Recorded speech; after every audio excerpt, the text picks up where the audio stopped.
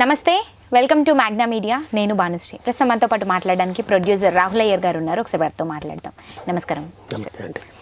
మొత్తానికి big boss ఒక చివరి దశకైతే వచ్చిందని చెప్పుకోవచ్చు. మరి బిగ్ బాస్ గురించి మాట్లాడుకుంటే ఇప్పుడు దీంట్లో అంటే ఎలిమినేట్ ఎవరు అవబోతున్నారంటారు? అదేవిధంగా ఇప్పుడు టాప్ 5లో ఎవరు ఉండబోతున్నారంటే ఏం చెప్తారు? మరీ ముఖ్యంగా అందరికైతే ఒక ప్రశ్న, అంటే ఇదొక సస్పెన్స్ అనుకుంటారా లేకపోతే వాళ్ళ నుంచి ప్రజల నుంచి ఒక డౌట్ అనమాట. అదే నేను అడుగుతున్నాను. వైల్డ్ కార్డ్ ఎంట్రీలో మధ్యలో వచ్చిన వాళ్ళు ఉంటారు. సో వాళ్ళు టాప్ 5కి వెళ్ళే అవకాశం ఉంటుందా? వాళ్ళలో ఎవరైనా ట్రోఫీ గెలుచుకునే అవకాశం ఉంటుందా? లేదంటే బిగ్ బాస్లో మొదటి నుంచి ఉన్న వాళ్ళు విన్నర్ అయ్యేటువంటి అవకాశాలు ఉన్నాయా అన్నది ఒక ప్రశ్న. మరి మీరేం చెప్తారు?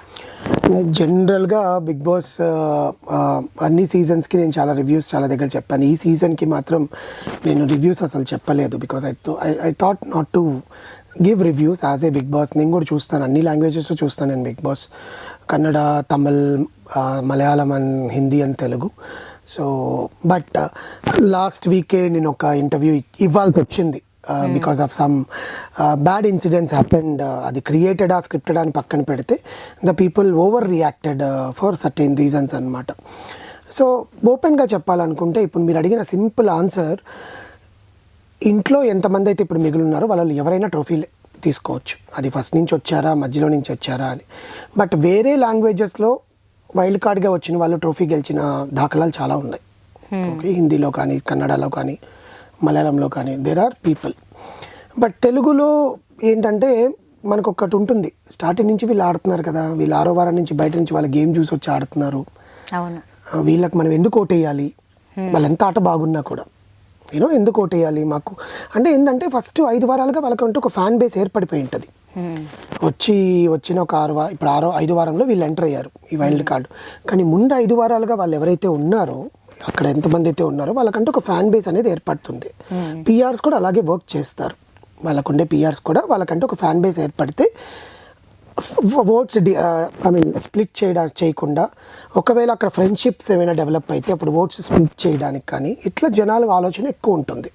ఎందుకంటే ఓటింగ్ బేస్ మీదనే వాళ్ళు గెలుస్తారా అనే దానికి నేను ఆన్సర్ చెప్పకపోవచ్చేమో, కానీ because there might be certain things internally which I cannot answer. కానీ స్టార్టింగ్ నుంచి వచ్చే వాళ్ళకి ఏంటంటే మేము ఇన్ని రోజులు ఆడాం కదా, మధ్యలో వాడు వచ్చి తన్నుకుపోతున్నాడు ఏంటంటే వాడు కూడా ఆడాడు. వాడేం వచ్చి ఆడకుండానే జనాలు కానీ బిగ్ బాస్ టీం కానీ ఇవ్వరు కదా జనరల్లీ. కానీ ఇక్కడ ఈ సీజన్లో మాత్రం వైల్డ్ కార్డ్లో వచ్చిన వాళ్ళు ఏంటంటే పాత కంటెస్టెంట్స్. సో వాళ్ళకి ఆల్రెడీ గేమ్ తెలుసు. ఎందుకంటే ఆల్రెడీ సీజన్స్లో వాళ్ళు ఏవైతే మిస్టేక్స్ చేశారో అది ఇక్కడ చేయకుండా ఉండడానికి చూస్తారు. వాళ్ళు ఎందుకు ఎలిమినేట్ అయ్యారు లాస్ట్ ఇయర్కి? ఆ మిస్టేక్స్ వల్లనే బయటకు వచ్చి చూసుకుంటారు కదా జనాలు. అది ఇంటర్నల్గా కావచ్చు, జనాలు ఓటింగ్ ఎందుకు తక్కువ వేశారు, ఎందుకు నన్ను ఎలిమినేట్ చేశారు అనేది లాస్ట్ సీజన్స్లో చూసుకుంటారు. హరితేజ గారు ఫస్ట్ బిగ్ బాస్ స్టార్టింగ్ సీజన్లో హరితేజ గారు అప్పుడు ఉండే చామింగ్ ఇప్పుడు ఆమెకు లేకుండా పోయింది. అసలు చామే లేదు. ఎందుకంటే అది ఓవర్ ప్రైడ్ అవ్వచ్చు. నన్ను జనాలు ఒక రకంగా చూసారు కదా, ఇప్పుడు కూడా అలాగే చూస్తారేమో నేను వస్తే అని అనుకోండొచ్చు.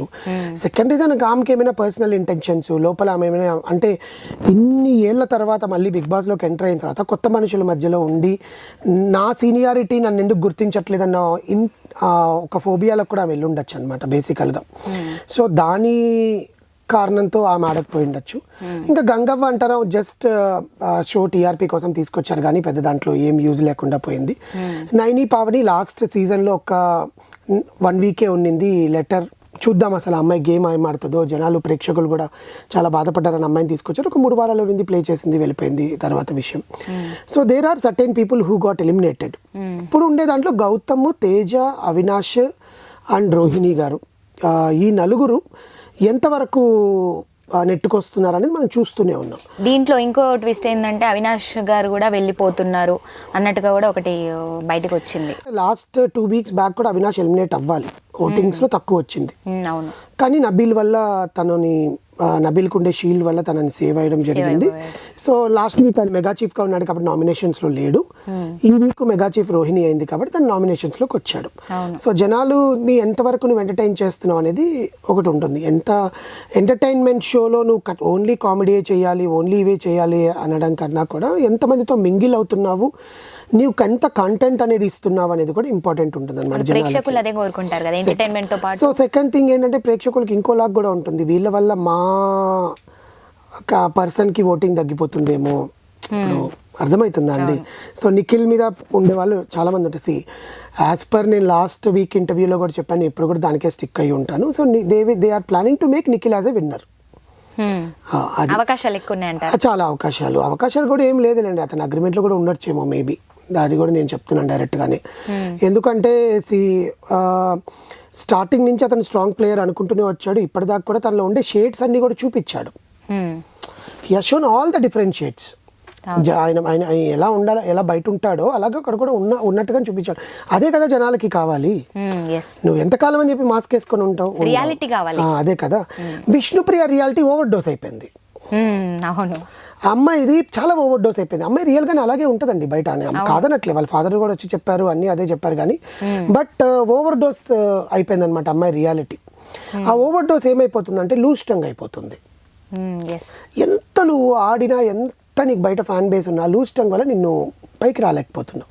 సేమ్ వేద ప్రేరణ, నా దృష్టిలో ప్రేరణ ఉండేది. ప్రేరణ ఆల్రెడీ కన్నడ బిగ్ బాస్లో వెళ్ళింది, సెమీఫినాల్ దాకా వచ్చింది, ఎలిమినేట్ అయ్యి బయటకు వచ్చింది ప్రేరణ కన్నడ. ఇక్కడ అమ్మాయి సేమ్ అదే స్ట్రాటజీ ఫాలో అవ్వాలనుకుంది. బికాస్ అక్కడ జనాలు వేరు, ఇక్కడ జనాలు వేరు కదా. అక్కడ జనాలు అలాంటి తీసుకుంటారు, ఇక్కడ తీసుకోరు. ఫస్ట్ ఆఫ్ ఆల్ ఇక్కడ ఆడియన్స్ ఇస్ కంప్లీట్లీ డిఫరెన్స్. ఇక్కడ ఇంకొక మాట కూడా చెప్పాలి, ఇక్కడ అంతా ఇప్పుడు కే బ్యాచ్, లాస్ట్ సీజన్ అంతా స్టార్మా బ్యాచ్ అన్నారు, ఈ సీజన్ అంతా కన్నడ బ్యాచ్ తెలుగు బ్యాచ్ అంటున్నారు. So Kannada batch Telugu batch అని మనం ఎన్ని అనుకున్నా కూడా వాళ్ళు ఇవ్వాల్సిన వాళ్ళకి కప్పిస్తారు తప్ప వేరే వాళ్ళకి ఇవ్వరు. సింపుల్. లాస్ట్ సీజన్లో కూడా అమర్దీపే గెలవాలి. అదే. బట్ పల్లవి ప్రశాంత్కు ఉండే ఫ్యాన్ బేస్, పల్లవి ప్రశాంత్ ఫ్యాన్స్ వచ్చి గొడవలు చేయడాలు ముందు చాలా జరిగినాయి, దానివల్లనే పల్లవి ప్రశాంత్కి ఇవ్వాల్సి వచ్చింది. లేకపోతే అమర్దీపే విన్నర్ అయి ఉండేవాళ్ళు లాస్ట్ వీక్. బికాస్ అమర్దీప్లో ఉండే షేడ్స్ అని చూపించేశాడు కదా, వాడు అందుకే ఎలిమినేట్ అవ్వలేదు. శివాజీ అని కూడా అనుకున్నారు. శివాజీ గారు లేరండి, శివాజీ గారికి ఇవ్వరు. అది ఇప్పుడు ఈ సీజన్లో కూడా శివాజీ గారు సాక్రిఫైస్ చేసి ఇప్పించినట్టుగా ఉన్నారు. ఏదైనా ఉండొచ్చేమో కానీ, బట్ అదే చెప్తున్నాను కదా, లోపల ఇంటర్నల్గా చాలా జరుగుతాయి, మనకి చెప్పలేము, బయటకి చెప్పినా ఇట్స్ నాట్ చూపించేది మాత్రం ఉంటుంది. 70% వాళ్ళ గేమ్ పైన డిపెండ్ అయి ఉంటుంది, ఆడియన్స్ పైన డిపెండ్ అయి ఉంటుందండి. 30% ఇంటర్నల్గా ఉండే పాలిటిక్స్ కూడా ఉంటాయి. ఎందుకంటే compulsory, because it's a reality show. నువ్వు జనాల్లోకి వచ్చి షో పెట్టట్లేదు కదా, నువ్వు నీ పరిధిలో పెట్టుకుంటున్నావు. నువ్వు ఎంతవరకు జనాల దగ్గర నుంచి తీసుకోవాలో అంతవరకే తీసుకుంటావు. నువ్వు మొత్తం 100% తీసేసుకుంటే నీకెట్లా టీఆర్పీ వస్తుంది? అట్లా అనుకుంటే పృథ్వీని, విష్ణుప్రియని ఫస్ట్ డేనే ఎలిమినేట్ చేయాలి. ఎందుకు ఇప్పటిదాకా పెట్టుకున్నావు? అంతే, టీఆర్పీ కోసమే కదా. బిగ్ బాస్ గేమ్ కూడా కొంత ఉంటుంది. అంతేనండి. సో నిఖిల్ ఆర్ గౌతమ్ ఉంటారు. ఒకవేళ ఇప్పుడు రేస్ టు ఫినాలే నిన్నటి నుంచి స్టార్ట్ అయింది యాక్చువల్గా. సో రేస్ టు ఫినాలేలో ఎవరైతే వస్తారో ఉంటారు, కానీ నిఖిల్ అండ్ గౌతమ్ మాత్రం టాప్ 5లో ఉంటారు. అది 1 and 2 ప్లేసెస్ ఉంటారా, 2 and 3 ప్లేసెస్ ఉంటారో తెలియదు. ఖచ్చితంగా మనకి బిగ్ బాస్ ఫార్మాట్ ప్రకారం ఒక అమ్మాయి అయితే ఉండాలి టాప్ 5లో. అది రోహిణి కానీ ప్రేరణ కానీ అనుకుంటున్నాను. విష్ణుప్రియ ఉండే ఛాన్సెస్ ఉండవు, ఎక్కువ ఉంటాయి. బికాస్ అమ్మాయి కానీ గేమ్ ఆడకపోతే ఎందుకంటే ఇప్పుడు నిన్న రేస్ టు ఫినాలే కంటెండర్షిప్ నుంచి విష్ణుని తీసేశారు. సో అందుకని చెప్పి, సో నిన్నటి ఎపిసోడ్ నేను సరిగ్గా చూడలేదు, but as per the information Vishnupriya is out of the race to finale race.